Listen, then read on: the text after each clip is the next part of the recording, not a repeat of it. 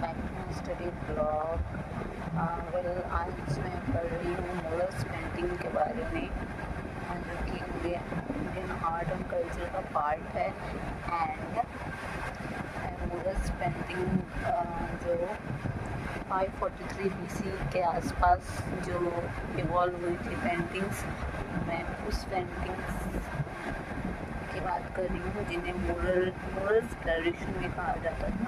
जैसे कि Pallavas, Pandavas and Cholas kingdom में ये काफ़ी यूज होता था। और फिर बात करें हम विजयनगर एम्पायर में, तो विजयनगर एम्पायर में भी ये पेंटिंग्स काफ़ी यूज़फुल होती थी। अब बात है मुरल्स की। What do you mean by मुरल्स?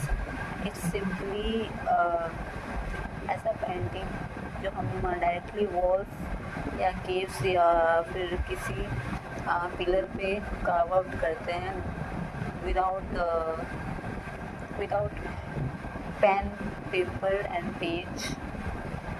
Directly हम लोग जो वॉल पे पेंटिंग्स बनाते हैं उसे मुरल्स पेंटिंग्स कहा जाता है।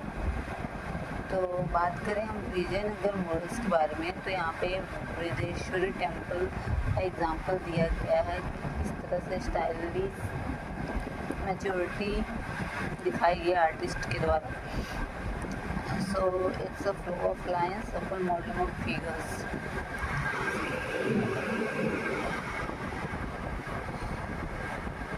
ये दक्षिण मूर्ति विजयनगर का पेंटिंग, और ये मुरल पेंटिंग है डायरेक्टली जो वॉल पे कार्व आउट हुआ है। सो यस, ये साउथ की पेंटिंग्स की बात हो रही है, जैसे कि चोला आर्टिस्ट जो उस टाइम पे बनाते थे on one hand and transition on the other.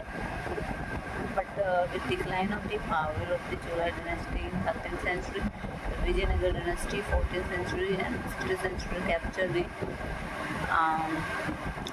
and brought under control and region from Hampi to Trichy, with Hampi serving as its capital.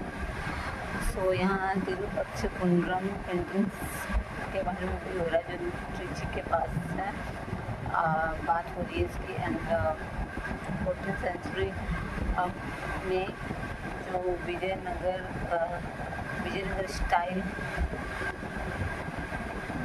Face था, एक मेरे कहने का मतलब जो विजयनगर का एक फेस था